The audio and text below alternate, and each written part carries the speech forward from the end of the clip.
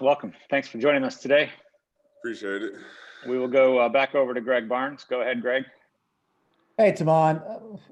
The defense seemed to kind of take a next step forward in that game against Notre Dame. What's been the key for the defense to kind of play at a different level the last 3 games? I think I could put in one word, just be our communication. We start in practice. We emphasize being able to communicate, just talking every play, no matter what. Every little thing we see, we got to talk to each other out there. Make sure we get our plays in. Make sure everybody on the same page before we go out and play.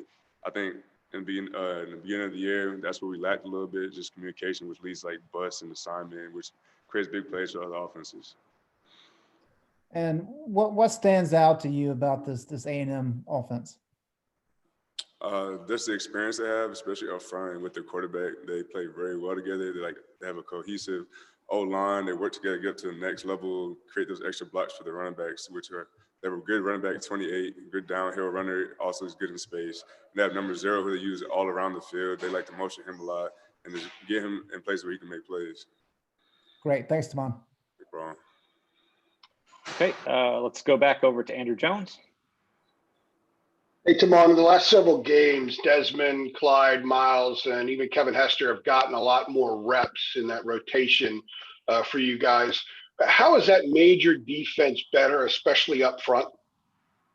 Yeah, well, those guys, they started off with practice. They're hard work in practice, and give them some reps in the game. They show that they're able to play, and there's not any drop-off. So I think that helps the team as a whole stay fresh, being able to spread the workload throughout multiple people on the D-line instead of keeping one person or 2 people in the whole entire game, which makes us play harder throughout all 4 quarters. How have you seen them change, maybe in the way that they approach practice, maybe if there's a little bit more spirit from them, something over the last month, 5 weeks when they became more a part of everything? They changed. They have an attitude of getting better in each and every practice. Each and every rep has a purpose now. Instead of just trying to get through the practices, counting down the periods, waiting for it's over, they actually actively trying to get better because they know they're going to get in the game. So they got to make sure they're on the same level as everybody else that's playing. Cool. Thank you. Appreciate that. Okay, let's go back over to Mark Armstrong. Hey, Tomon. Mac was talking earlier about how proud he is of the team, everybody involved, of just making it through a season, coming from all different places. And do you have a sense of pride like that yourself? And how much mental and physical fatigue are you feeling right now? I've been with the 2-9 team, so I've faced a lot of adversity before, and I feel like this is just another little obstacle that we could easily overcome. But yeah, I do feel a sense of pride as the whole team staying together, everybody wanting to work, starting all the way back from spring when we heard that spring ball was canceled. People had Zoom workouts, it started with that. Like everybody showing to Zoom workouts on time and doing the little things right just to make it to this point where we're at now. All right, let's go back over to Lucas Weiss. Go ahead, Lucas.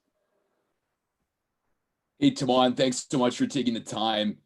I know that your teammate Patrice Rennie hasn't played, much since suffering an injury last year, but how important has he been for you as a teammate over the years playing for the Tar Heels? Patrice he's very important to the team. He's my class. He has that personality where he makes everyone around him want to just work and be better. Like this year, last year, he always gets noticed in the weight room from just being like the person who's talking, trying to get everybody better. And he translates that to the field too. He tries to keep everybody up tempo and make sure nobody's slacking, have their head down or anything like that. He's just very important to the personality of the team. And just as a quick follow-up, just for him, how important has he been for some of the younger guys? I know Trey was just talking about how he's been, he cheers the guys on the sidelines a lot. Just can you comment on that, just how important he's been for the younger guys on this team? Yeah, he's like the big brother of the DB room. He's out there, like you said, he was supporting the guys. Even when he was injured, he was out there on the sideline. While doing his workouts, he was making sure he watches what the young guys are doing, critiquing them, helping them get better while he's also getting better. And that, he's just done that even more since he's came back and he's on the field actually with us. Thanks so much and best of luck. Thank you. Okay, let's go over to Ross Martin. Hey, Tomon, this is your last game as a Tar Heel. What's kind of going through your mind, from your commitment to UNC to these 4 years or maybe, 4 years at UNC? I mean, what's it been like and what are your thoughts leading up to this game? You know, there's a lot going through my mind right now. Thinking it's my last game as a Tar Heel. I want to make the most of it. You know, I just think about how far we've come, having like 2 losing seasons back to back, and Matt coming in, new coaches every year. Just thinking all the stuff that we've been through, and just to make it this point to the Orange Bowl, it's just put a lot of pride in. Is it going to be emotional for you? I mean, this has been a pretty big 4 years of your life. I mean, It's gonna be emotional, but you know, I'm gonna keep my composure when I'm out there. all right, man. Appreciate it. All right, Tomon, that's all that we got for you today. Appreciate it. All right, thank you.